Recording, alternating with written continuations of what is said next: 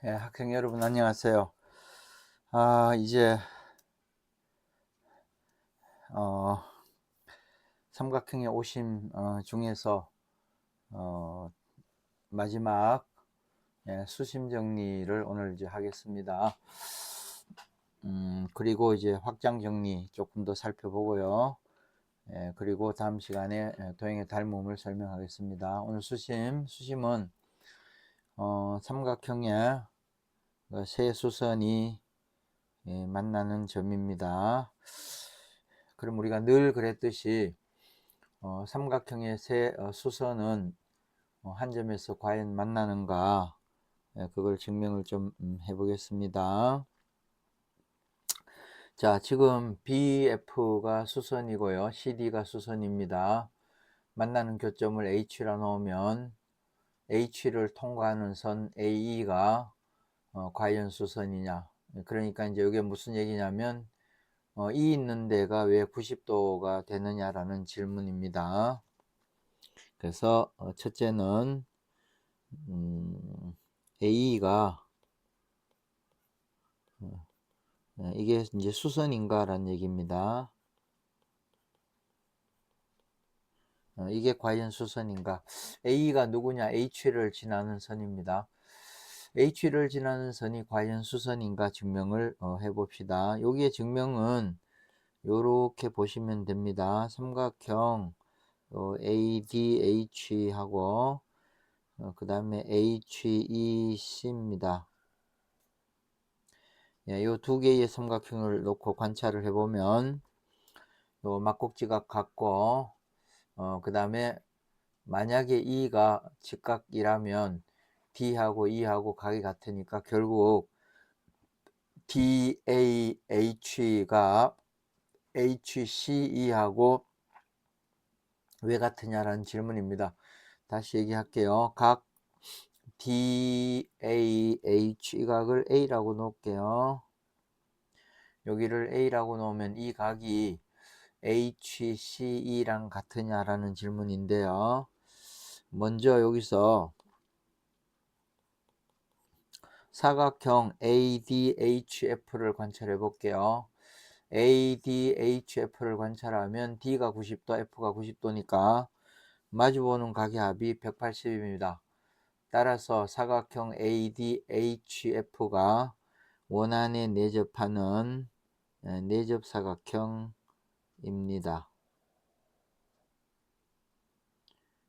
이렇게 원안에 내접하는 내접사각형이 되는데 한번 써볼게요. 사각형 ADHF입니다. 이거는 내접사각형입니다.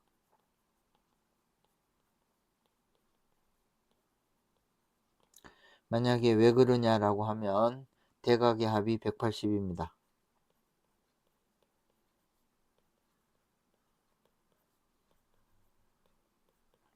그래서 요 각을 요 원을 O1이라고 놓을게요.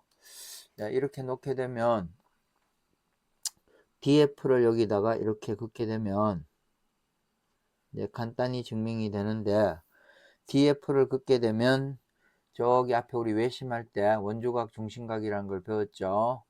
그러면 각 DAH가 이 각이 같은 원주각 DFH입니다. 이 각이 A가 됩니다. 그래서 여기를 A라고 이렇게 쓸게요. 그러면 이제 이번에는 사각형 DBCF를 볼까요? 사각형 DBCF를 보면 이렇게 생겼습니다. DBCF 이렇게 생겼는데, 이렇게 그었는데 여기가 90도고 여기도 90도 이렇게 되어 있습니다. 그러니까 요게 원안에 내접합니다. 얘는 내접 사각형이 되는데,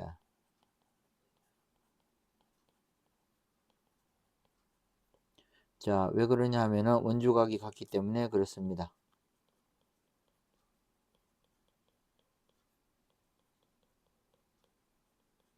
그러니까 파란 원으로 제가 그릴게요. 자, 이번에는 원이 이제 이렇게 들어가게 되는데, 네. 이렇게 원이 조금 다시 그려 볼게요. 조금 부정확하다. 그리면 이렇게 그려질 겁니다. 아이고, 이건 더 이상하네요. 제가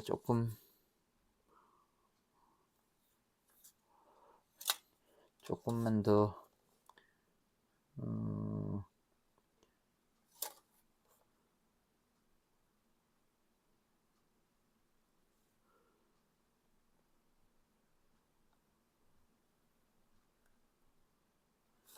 이렇게 원 안에 들어가게 되는데,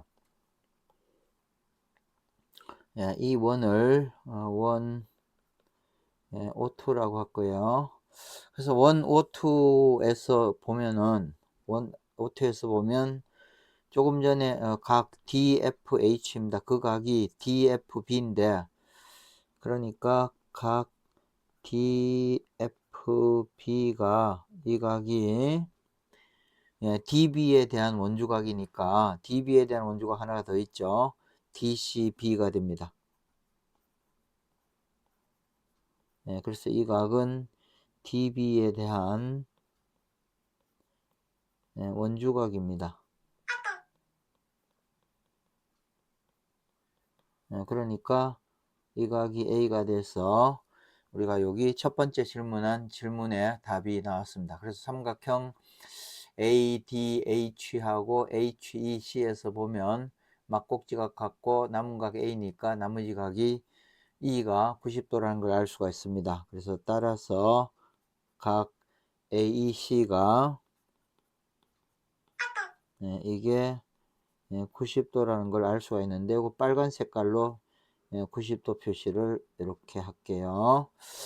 자, 이제 이렇게 놓게 되면 요 수심에는 원이 6개 그려지는데요. 여기가 이제 결국은 삼각형의 세 수선이 한 점에서 만난다라는 사실은 참이 증명이 됐는데, 이제 이렇게 되면 이 안에 일어나는 성질들은 수심 성질은 몇 개 안 됩니다. 그래서 우선 보면 사각형 DBEH가 내접 사각형입니다. 요거 원 한번 그려볼까요? 자, 이렇게 원을 그리면요.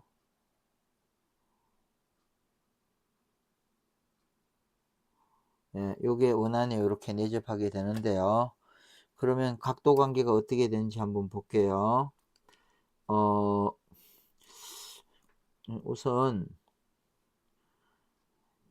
이제 요 각 HAF를 B라고 이렇게 놓으면요. 그러면은 101에서 FDH입니다. 이 각이 B가 됩니다. 그것은 이제 HF에 관한 원주각이고요. 그 다음에 이번에는 또 하나는 그 DE를 이렇게 긋게 되면요. 제가 한번 그어 볼게요. 이렇게 D를 그으면 사각형 ADEC가 원안에 내접하는데, 색깔 펜으로 한번 제가 원을 그려 볼게요. 자, 이렇게 원안에 내접하는데,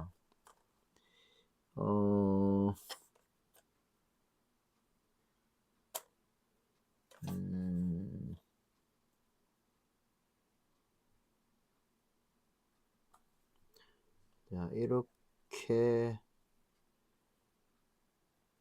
내접원이 이렇게 그려집니다. 얘를 103라고 할게요. 이렇게 놓게 되면 이번에는 무슨 일이 벌어지느냐, 아까 각 FDC입니다. 그러니까 다시요. 각 EAC입니다. 요 각 B요. 요 EAC가 1O3에서 보면 각 EDC입니다. 자, 이거 이제 같은 원주각이 이렇게 만들어집니다. 그러면 이번에는 요거를 5포라고 할게요. 5포에서 보면 HE에 대한 원주각이 B인데 같은 원주각이 여기 하나 더 있습니다. 이 각이 B가 되는데, 그러면 이번에는 여기 원이 또 이제 그려지게 됩니다. 어느 게 그려지냐면은 그 FE를 하나 그을게요.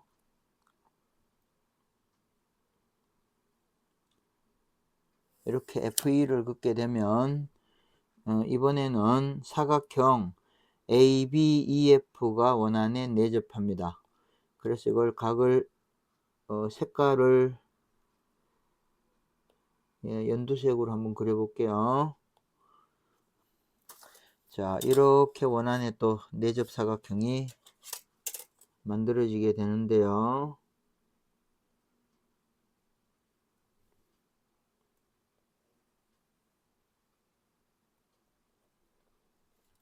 이렇게 그려지는데 요 원을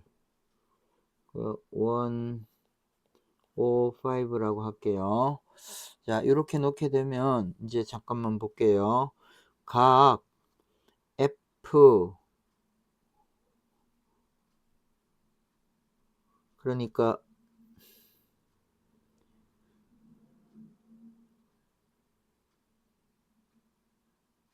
요 남은 각이요. 그러니까 어디냐면은 삼각형 ABC에서 각을 보면 A가 2개, B가 2개 이렇게 되는데 남은 각 여기를 C라고 한번 놓아 볼게요. 그러니까 ABH입니다. 각 ABH를 C라고 놓으면 요 각은 요 104에서 DH에 대한 원주각이니까 DH에 대한 원주각이 E 있는데 여기에 원주각 하나가 이렇게 C가 만들어지고요. 이번에는 이 각 C는 103를 볼래요. 그러니까 보라색 103에서 보면 AD에 대한 원주각입니다. 그래서 AD에 대한 원주각이 ACD입니다. 그래서 이 각이 C가 되는데, 자, 다시요. 여기가 C가 되는데, 그러면 이번에는 이제 원 한 개를 덜 그렸네요. HECF입니다. 사각형 HECF가 내접 사각형이기 때문에 마지막으로 작은 원 하나를 더 그려 볼게요. 이게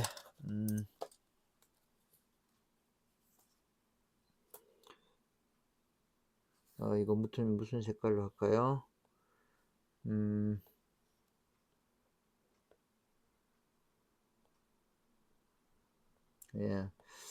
그러니까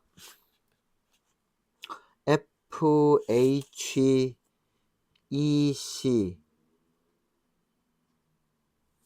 지나는 원,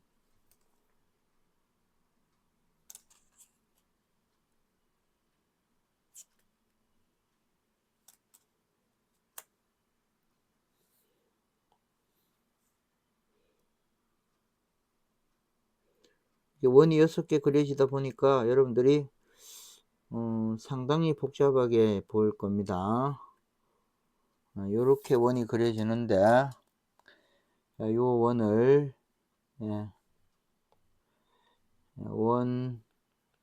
156라 할게요. 그러면 원 6개가 그려지는데, 요 원 56에서 보면은 각 FCH가 같은 원조각 FEH가 됩니다. 이렇게 됩니다. 그래서 결과적으로 이제 어떤 일이 벌어지냐 하면 이제 좀 상당히 집중을 좀 해줘야 됩니다. 요 점 H는 삼각형 ABC의 수심인데 요 삼각형 DEF를 볼까요? 예, DEF를 보면 여기 각 A가 하나 덜 정해져 있네요. A 한번 다시 볼게요. 그러니까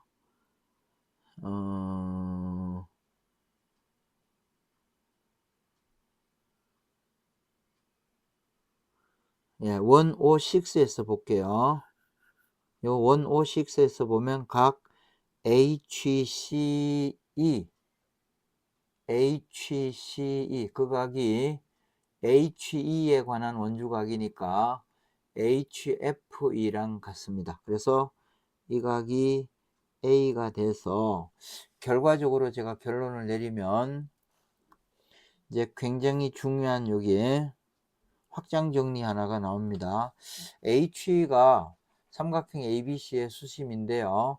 삼각형 DEF를 보세요. 거기서 보면 꼭지각을 각각 2등분해서 만난 교점이 H이기도 합니다. 그래서 DEF의 내심이 되는데 요 H라는 요 점을 즉 삼각형 DEF를 뭐라고 하느냐,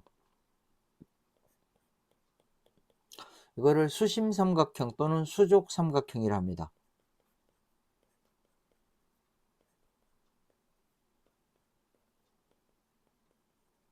또는 수선의 발을 꼭지점을 한다. 수족 삼각형이라 하는데 삼각형의 세 수선의 발, 지금 요 그림에서 DEF입니다. 세 수선의 발을 꼭지점으로 하는 삼각형입니다.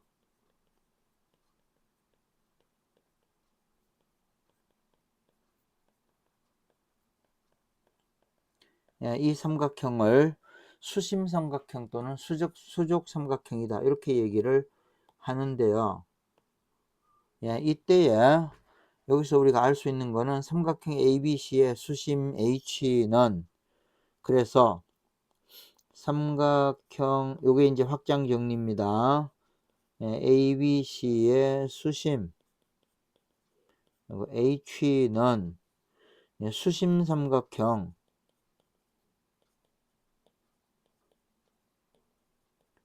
DEF입니다. 이놈의 내심이기도 합니다. 이게 정리입니다. 다시요. 어떤 삼각형의 수심은 수심 삼각형, 수족 삼각형의 내심이 됩니다. 항상. 자, 그렇게 어렵지 않을 겁니다. 여러분들 원을 6개를 그리면 됩니다. 작은 원안에 내접하는 사각형을 살펴보면 6개가 나옵니다. 그래서 6개 원을 다 그려놓고 원주각, 중심각 관계, 여기 중심각은 필요가 없고요. 원주각의 위치 관계를 쭉 따지면 HE가 DEF의 내각의 교점이라는 것을 확인할 수가 있습니다. 그래서 이와 같은 확장 정리 하나가 또 성립이 됩니다. 자, 그러면 확장 정리 좀 더 해볼게요. 여러분들 쉐르보의 정리라고 들어봤어요? 이거를 들어본 학생들도 있을 거고 그 다음에 처음 듣는 학생도 있을 건데요. 쉐르보의 정리가 뭐냐면은, 자, 원 안에 내접 삼각형을 그렸습니다. 이때의 H가 수심입니다. 그 다음 O는 외심입니다. 원의 중심입니다. 이때 AH의 이 길이가 OM의 항상 2배가 됩니다. 자, 이와 같은 등식이 성립하는 것을 쉐르보의 정리라고 하는데 왜 그럴까 증명을 한번 해볼게요. 우선 점 O가 원의 중심인데요. O에서 BC 현에 수선을 내리면 현이 수직이 등분됩니다. 중학교 1학년 내용이죠. 이렇게 이등분이 됩니다. 네, 그 다음에 우리가 보조선을 그을 때 학생들이 기하를 하면서 보조선 그리기가 참 어렵다 이렇게 했는데, 예, 맞습니다. 어려워요. 어려운데 보조선은 항상 뭐랑 관계가 있냐 하면 개념들과 전부 상관관계가 있습니다. 그래서 이 개념의 연계성을 계속 생각하면 되는데, 이때 AH하고 OM하고 현재 평행입니다. 평행인데 길이가 2배가 된다 이 말은 삼각형의 중점 연결 정리에 의해서 2배인데, 그러니까 이 길이가 2배가 되면 여러분들이 교과 과정에서 생각을 해볼 내용은 2가지입니다. 하나는 삼각형의 중점 연결 정리이거나, 아니면 그러니까 잠깐만 제가 정리 좀 해볼게요.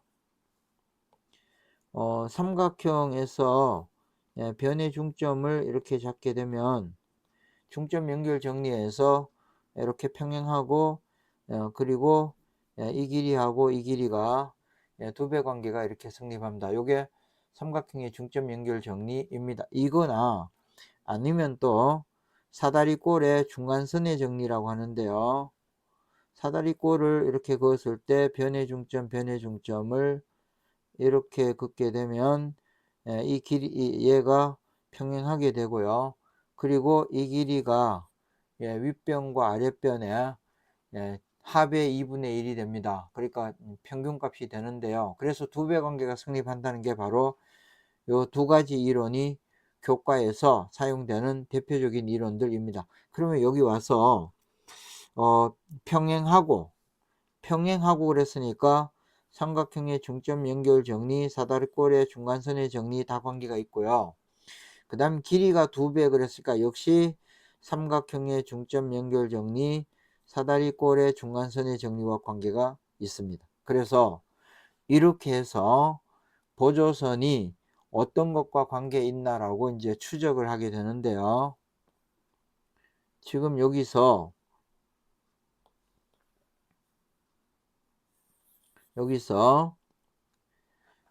M이 BC의 중점이니까 요 BO 지름을 이렇게 긋게 되면요.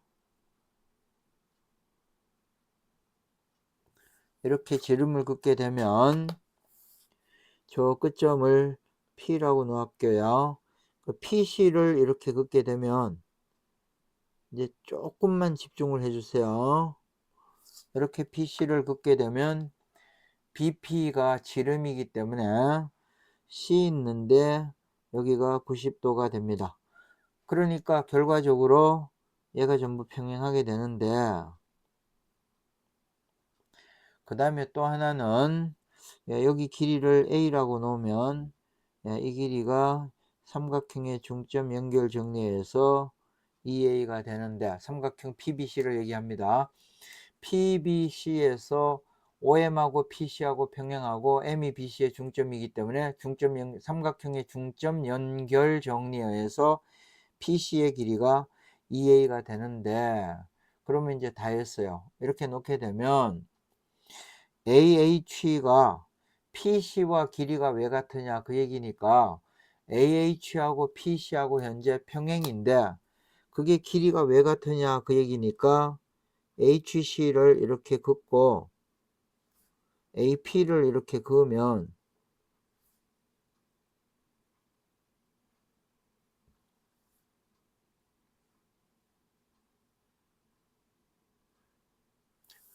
이렇게 긋게 되면 사각형 AHCP가 평행사변형이 왜 되느냐 그 얘기입니다. 다시요.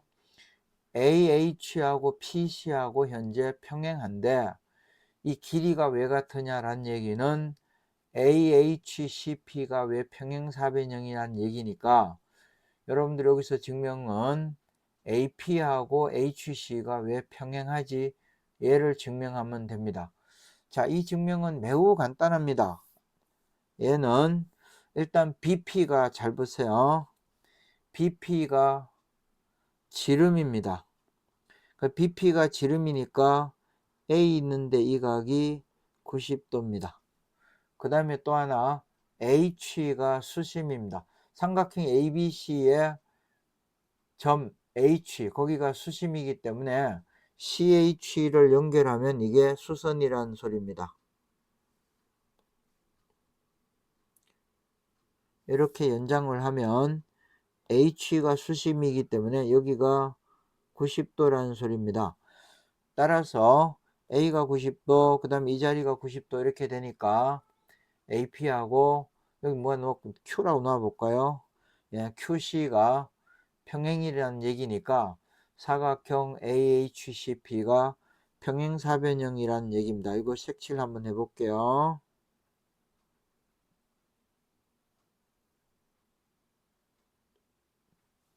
요 사각형이 평행사변형이라는 얘기입니다.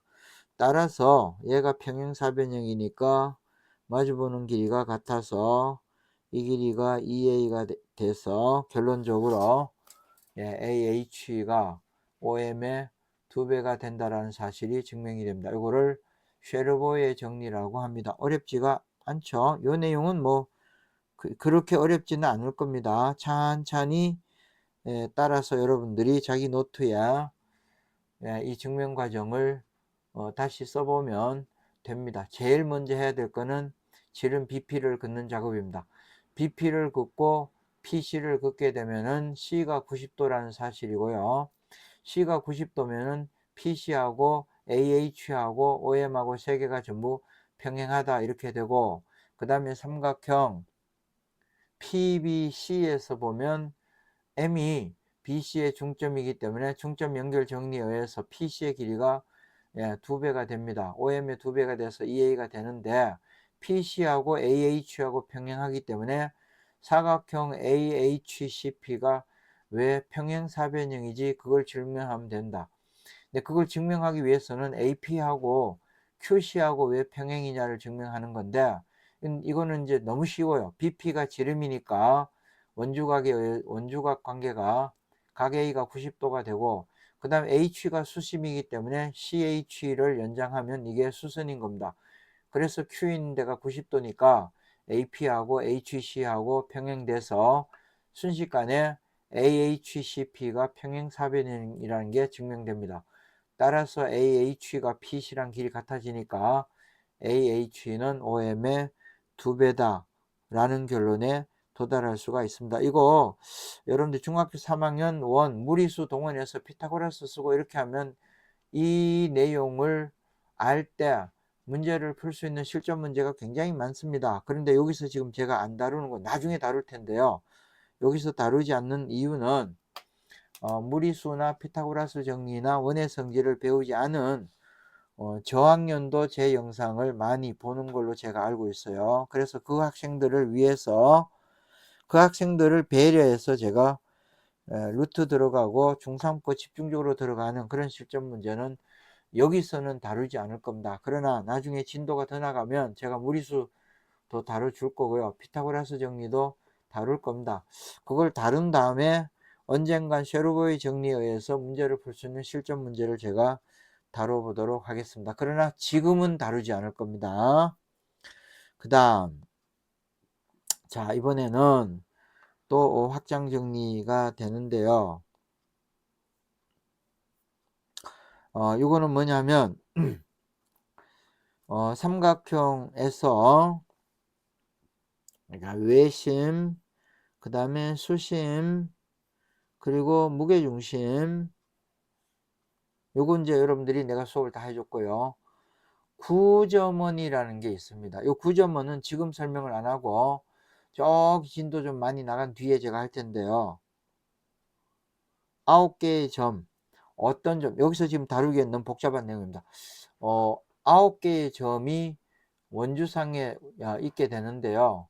이때 그 9개의 점을 동시에 통과하는 그러한 원이 존재하는데 9개의 점을 통과하는 원이다. 그래서 9점원, 9개의 점을 통과하는 원, 9점원이라 합니다. 이때 그 원의 중심 해서 이 4개입니다. 외심, 수심, 무게중심, 구점원의 중심은 항상 일직선 위에 있게 되는데요. 그 일직선, 이 4개를 동시에 통과하는 일직선이 반드시 존재하는데 그 일직선을 오일러 직선이라 합니다.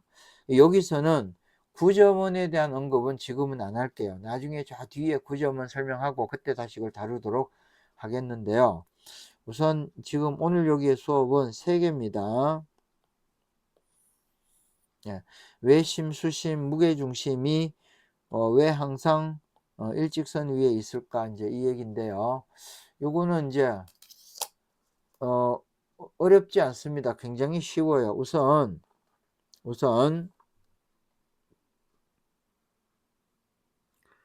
요 점 M입니다. M이 BC의 중점입니다. G가 무게중심이기 때문에 AM이 중선입니다. 그래서 점 M에서 직각이 되게 이렇게 올리고요. 여기를 뭐라고 놓아볼게요. D라고 놓아볼게요. 자, 이렇게 D라고 놓게 되면 일단은 첫째 삼각형 AGH 하고요. 그 다음에 삼각형 MGD. 여기가 닮음이 되는데, 닮음이 된 이유는 요 AH하고 그 다음에 DM하고 현재 평행하기 때문에 닮음인데, 그런데 G가 무게중심이기 때문에 요 이제 각이 같아서 닮음인데요. G가 무게중심이기 때문에 AG 대 GM이 2대 1입니다. 네. 2대 1 이렇게 됩니다. 그러면 AG 대 GM이 이게 2대 1인데요.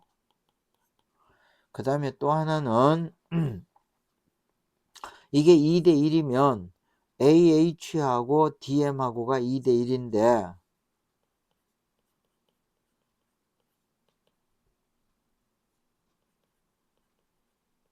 이게 2대 1인데 이때 이 삼각형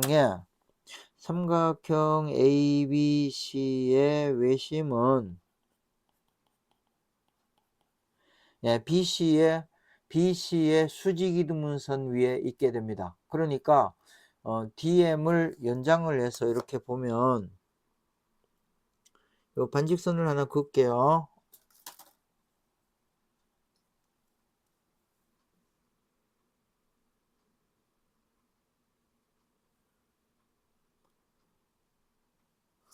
이렇게 반직선을 긋고 이걸 L이라 할게요. 이렇게 L이라고 놓으면 삼각형 ABC의 외심은 L 위에 있습니다.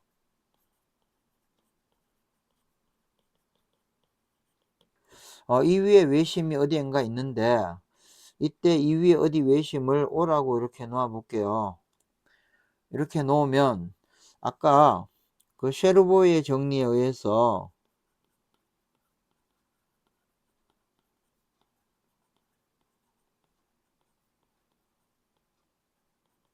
이 정리에 의해서 AH하고 OM이 2대 1이라 그랬어요.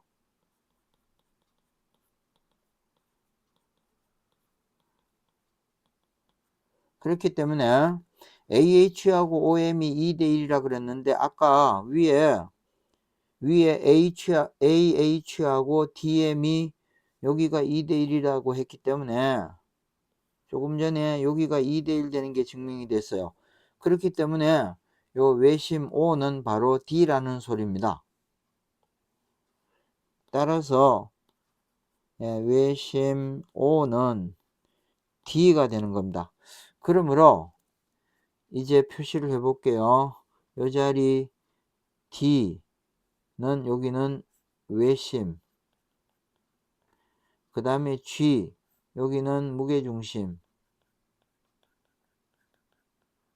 그 다음에 H 이 자리는 수심이기 때문에 요 외심, 무게중심, 수심은 항상 한 직선 위에 있음을 우리가 알 수가 있습니다. 요 직선을 오일러의 직선이라 하는데 정확히는 구점원의 중심도 이 직선 위에 있게 되는데 구점원이 뭔가를 제가 설명 안 했기 때문에 이거는 나중에 진도를 좀 더 나간 이후에 그때 이거를 다루도록 하겠습니다. 그리고 그 점은 다루기는 할 겁니다. 하겠지만 지금 여기에 외심, 수심, 무게중심 뭐 이 오심입니다. 오심은 교과 내용의 약간 확장 내용, 그 다음에 우리가 학교 내신이나 또는 뭐 경시나 이런 데서 다 다뤄집니다. 그러나 9점은 교과를 벗어난 내용이기도 하지만 많이 벗어난 내용입니다. 그래서 비교과 영역 중에서도 한참 떨어져 있는 비교과 영역이기 때문에 여러분들이 반드시 알 필요는 없습니다. 그래서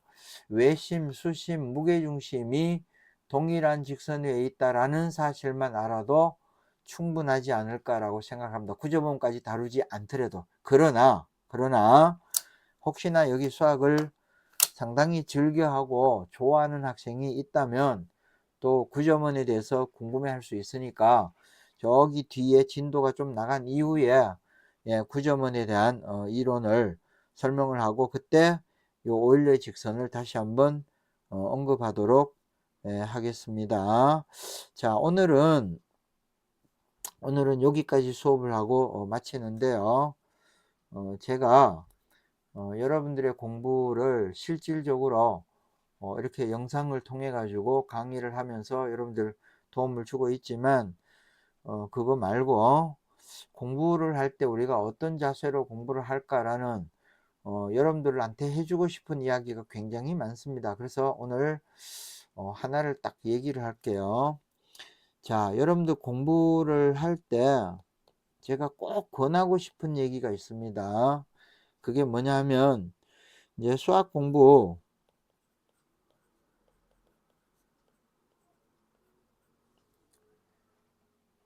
두고두고 제가 하는 이 얘기를 한번 곱씹어 보세요. 이 수학 공부를 아메리칸 인디언들의 기우제처럼 공부를 해보라 라고 제가 권합니다.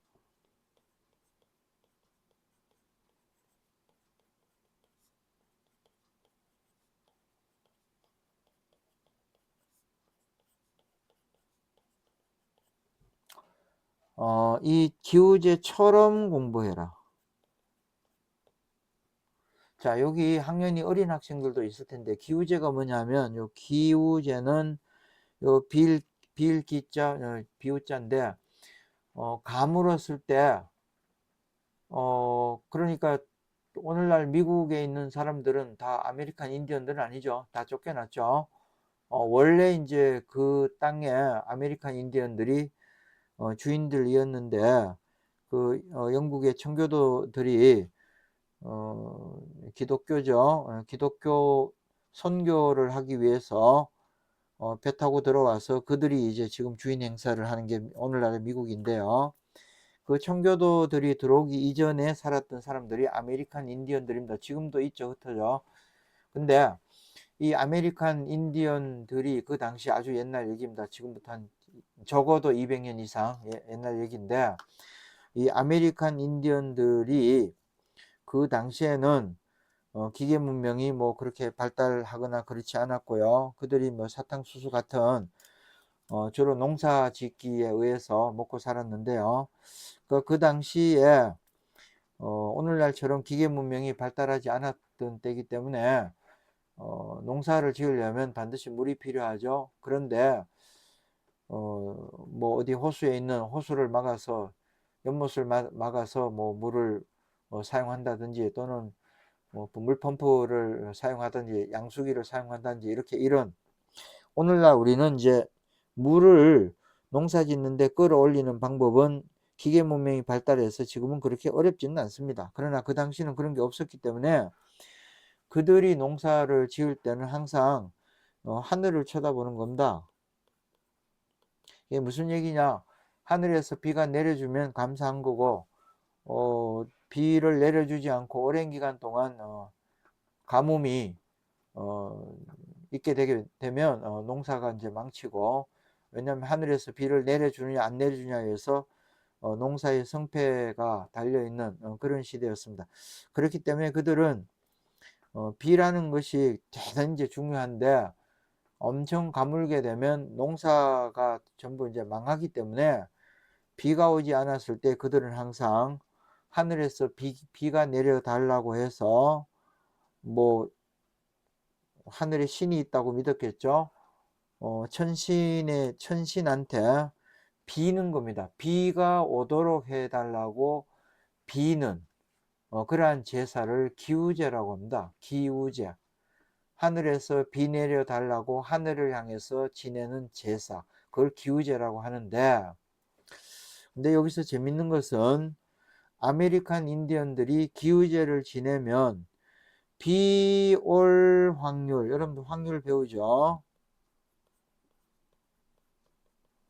우리 수학에서 배우는 확률은 백분율을 쓰지 않습니다. 그래서 반드시 비가 오게 되면 1인데, 그런데 우리가 그 뉴스가 끝나고 뒤에 일기예보를 할 때는 비 올 확률 몇 퍼센트, 그 몇 퍼센트라고 얘기하는 거는 수학에서 다루는 통계적 확률에 백분율을 해서 곱하기 100을 한 겁니다. 그런데 아메리칸 인디언들이 기우제를 지내면 비 올 확률이 100%입니다.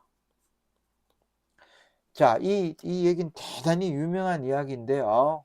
그리고 유명한 이야기이기도 하고 우리가 살아가면서 상당히 음미를 해볼 만한 그러한 철학적인 이야기입니다. 세상에 확률이 100이라는 거는 거의 없습니다. 있긴 있겠지만 뭐 극히 드문 어떤 일들인데요. 이게 제사인데요. 비가 오도록 하늘을 향해서 제사를 지내면 아메리칸 다른 사람들이 아니고 아메리칸 인디언들입니다.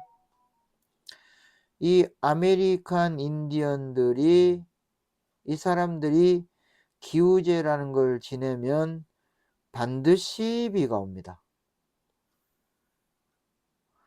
이들이 하늘을 향해서 비 내려달라고 제사를 지내면 반드시 비가 옵니다. 비 올 확률이 100%입니다. 그러면 여러분들 생각에 무슨 생각이 들어요? 제사를 도대체 어떻게 지냈길래 반드시 비가 오냐? 그리고 그들은 뭐 묘한 어떤 능력이 있어서 하늘신이 존재한다면 하늘신하고 뭐 대화를 하고 또 하늘신은 이 사람들 아메리칸 인디언들의 제사를 항상 보고 있어서 제사 지낼 때마다 그걸 들어주고 뭐 그런 거냐? 예, 그런 얘기가 아니고요. 비 올 확률이 100%인 이유입니다. 이 이유를 여러분들한테 하고 싶은 겁니다. 아메리칸 인디언들이 기우제를 지내면 반드시 비가 오는 이유는 비가 올 때까지 제사를 지내기 때문에 그렇습니다.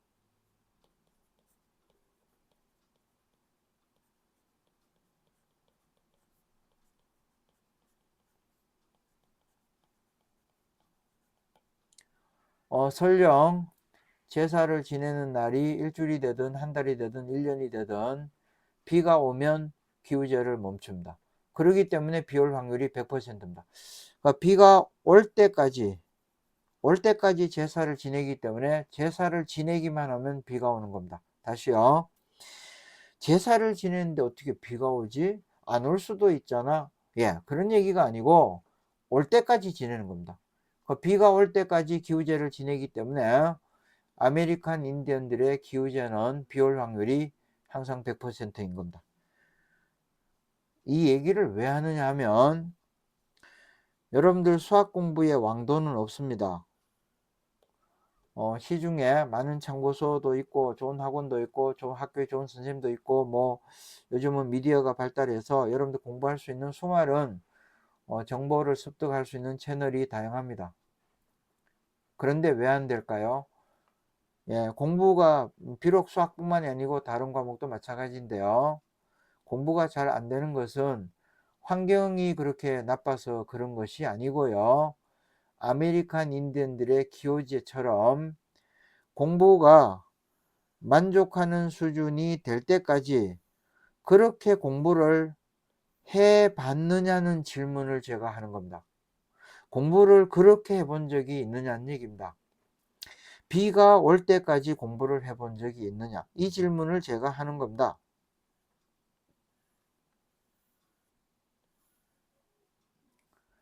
어떠세요?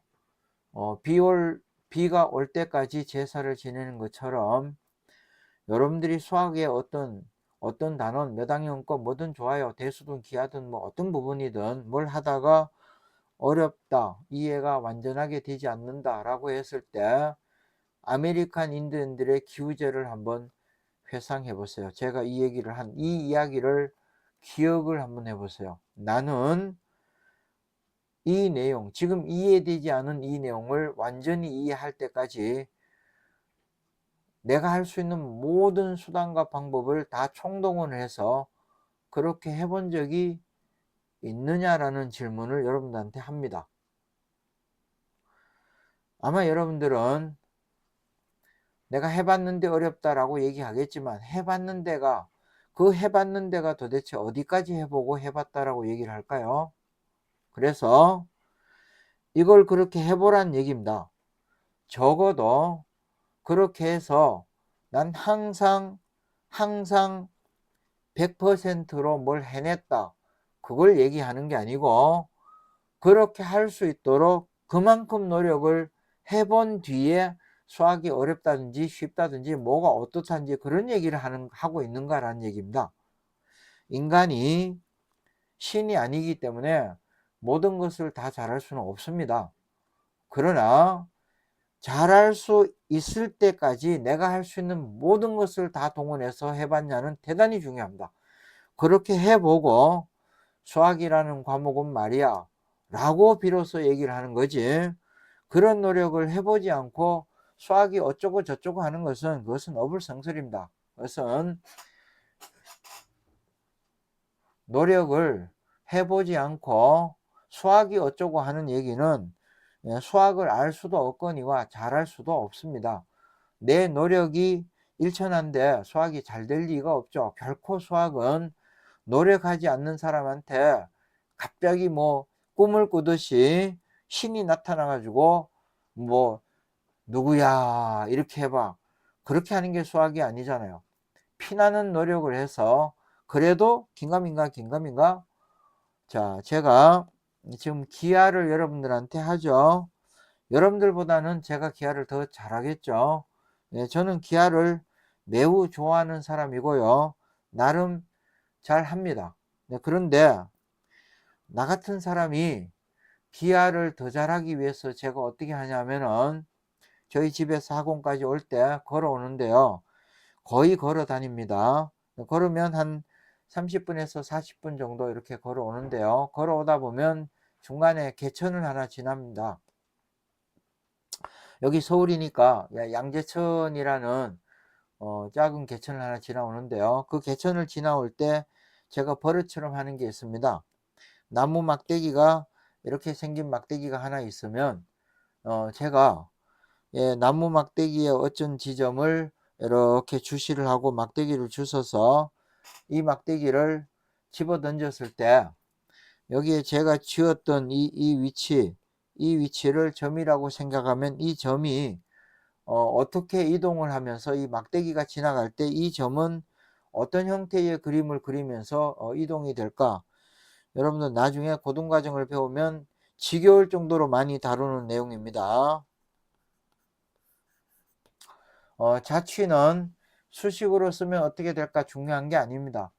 먼저 머릿속에서 점이 어떤 형태로 이동이 될까라는 것을 상상하는 머리가 있지 않으면 자취 문제를 풀 수가 없습니다. 그래서 어떤 형태로 이 도형이 만들어질 수 있겠구나 하고 상상이 된 이후에 그런 다음에 구체화를 하는 게 맞는데, 그렇게 하려면 여러분들 머리가 상상을 할 수 있는 머리여야 이게 가능한데, 저같이 제가 경시도 했던 사람이고요. 경시한 학생들을 많이 가르쳤고요. 그리고 지금도 제가 가르친 학생들 중에는 영재고를 많이 갑니다. 자, 그런 학생들, 그러니까 최상위가 아니죠. 극상위입니다. 극상위 학생들을 가르치는 선생조차도 이런 머릿속에서 상상을 하는 이 능력이 정체되거나 퇴화될까봐 겁이 나서 집에서 학원으로 걸어오는 동안에도 이런 양재천에서 막대기를 주워서 던져봅니다. 그런 다음에 제 머릿속에 먼저 상상을 합니다. 이 막대기를 어디쯤에 손의 위치를 놓고 어떤 형태로 던지느냐에 따라 이게 빙글빙글 돌면서 어떤 형태로 날아갈 걸 먼저 상상하고, 내가 쥐었던 그 위치의 점은 어떤 형태로 이렇게 그리면서 날아가게 될지를 상상을 먼저 한 다음에 실제로 그렇게 날아가고 있는가를 던지면서 관찰합니다. 그래서 봄 되면 양재천에 꽃구경한다고 산책하는 시민들이 굉장히 많은데요. 지나가던 어떤 사람이 고개를 갸우뚱하면서 저를 쳐다보기도 합니다. 왜? 어른이, 성인이, 다 큰 아저씨가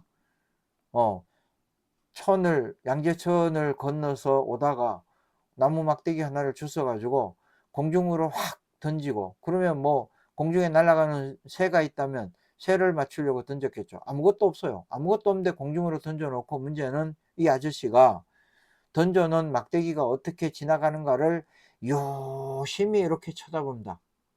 어떤 때는 머리를 나도 모르게 습관적으로 그 점이 어떻게 지나가고 있나를 머릿속에 상상되는 대로 이렇게 움직여 봅니다. 그러면 산책 나온 사람들이 봤을 때 뭐라 그랬어요? 미친 사람이죠. 예, 제가 미쳤습니다. 예, 맞습니다. 정상인이 아니고 미친 사람입니다. 이거 왜 이렇게 하느냐? 학생들을 가르치는 선생도 내 머리가 정체되거나 퇴화할까 봐, 예, 그걸 염려해서 이런 훈련을 하는데, 이게 기하에 대단히 도움이 됩니다. 예, 머리가 아직은 녹슬지 않고 뭐가 돼야 되기 때문에 이런 훈련을 하는데, 심지어 이제 공부를 막 해야 될 학생 여러분들이 이런 정도의 노력을 안 한다라고 하면, 그러고도 수학이 어렵다 어쩌고 그런 얘기는 하지 마세요. 수학을 잘할 가능성 없습니다.